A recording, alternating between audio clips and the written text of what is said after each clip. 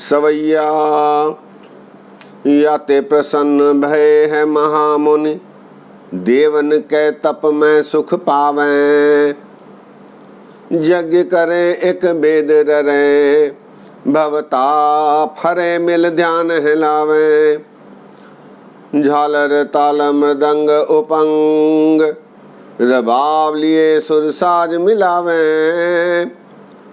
किन्नर गंधर्व गान करे, गण जक्ष अपक्षर नृत्य दिखावें।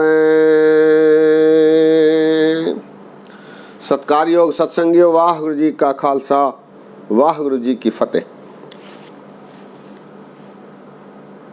ये सवैया श्री गुरु गोबिंद सिंह जी महाराज जी का है, जो कि महाराज जी की रचना चंडी चरित्र उक्ति विलास के तीसरे अध्याय का पहला सवैया है। गुरु महाराज ने चंडी के संबंध में 3 रचनाएं की हैं।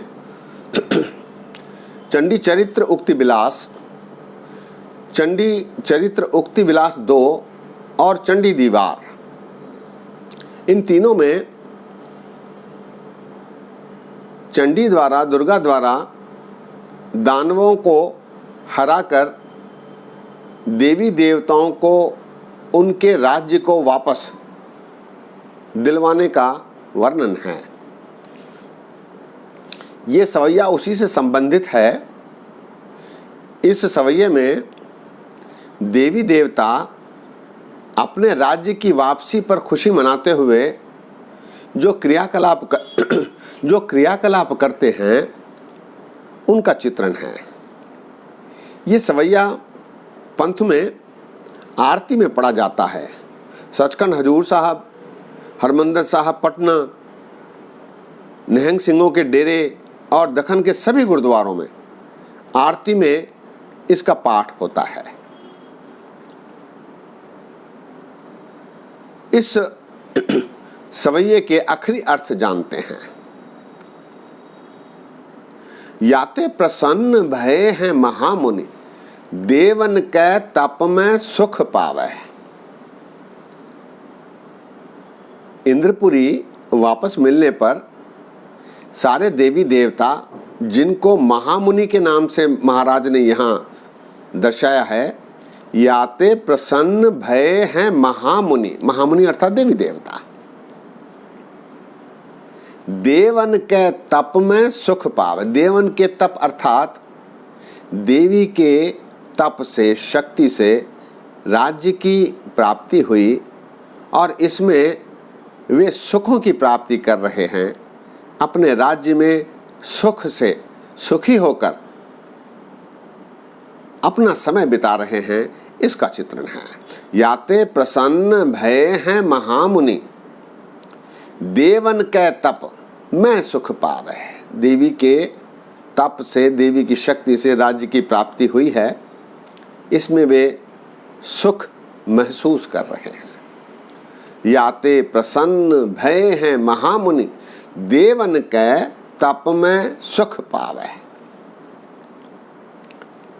और यज्ञ करे एक वेद ररें, भव ताप हरे मिल ध्यान हिलावे। और कई देवी देवता यज्ञ कर रहे हैं। यज्ञ करें तो कोई देवी देवता वेदों का जाप कर रहे हैं, वेद ररे, वेदों का पठन कर रहे हैं। यज्ञ करे एक वेद ररें, भव ताप हरें मिल ध्यान हिलावे। ऐसा करने पर उनके दुख दूर हो रहे हैं। भव ताप हरे, उनके ताप दुख हर लिए जा रहे हैं। क्यों? क्योंकि वो परमात्मा प्रभु का ध्यान कर रहे हैं। यज्ञ करे एक वेद ररें, भव ताप हरे मिल ध्यान हिलावे। सब मिलकर प्रभु का ध्यान कर रहे हैं। झालर ताल मृदंग उपंग रबाव लिए सुर साज मिलावे।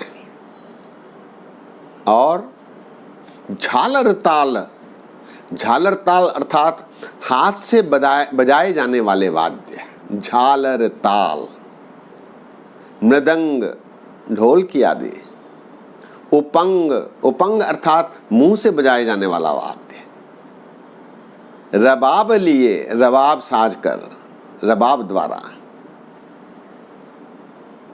झालर ताल मृदंग उपंग रबाब लिए सुर साज मिलावे, सुर साज मिलाकर प्रभु का गायन कर रहे हैं, परमात्मा की सिफत कर रहे हैं, क्योंकि वे प्रसन्न हैं, उन्हें अपने राज्य की प्राप्ति हुई है।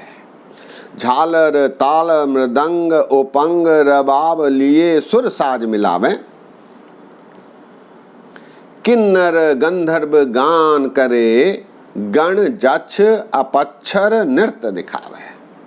किन्नर गंधर्व आदि गायन कर रहे हैं, परमात्मा की स्तुति कर रहे हैं, अपने इष्ट इंद्र देवता की उपमा कर रहे हैं। किन्नर गंधर्व गान करे, गण जक्ष अपक्षर नृत्य दिखावे, और गण यक्ष अपक्षर, अपक्षर अर्थात अप्सराएं नृत्य करते हुए प्रभु की सिफत कर रहे हैं। किन्नर गंधर्व गान करे, गण जक्ष अपक्षर नृत्य दिखावे। सवैया एक बार फिर, याते प्रसन्न भय महामुन, देवन के तप में सुख पावे, यज्ञ करे एक वेद ररे, भवताप हरे मिल ध्यान हिलावे। झालर ताल मृदंग उपंग रबाब लिए सुर साज मिलावे, किन्नर गंधर्व गान करे, गण जक्ष अपक्षर नृत्य दिखावे। इस प्रकार का वर्णन गुरु गोविंद सिंह जी महाराज जी ने इस सवैये में किया है, जो कि देवी देवताओं द्वारा अपने राज्य वापस प्राप्ति के पश्चात सुख में, प्रसन्नता में उचारा गया है, उसका वर्णन महाराज जी ने किया है। ये सवैया हम रोज आरती में पढ़ते हैं। इनके आखिरी अर्थ जानने पर इसके आनंद में वृद्धि होने की संभावना रहती है। इसीलिए दास ने सोचा कि इस सवैये के आखिरी अर्थ आप जी से साझे किए जाएं। इसके बाद एक और सवैया आया है,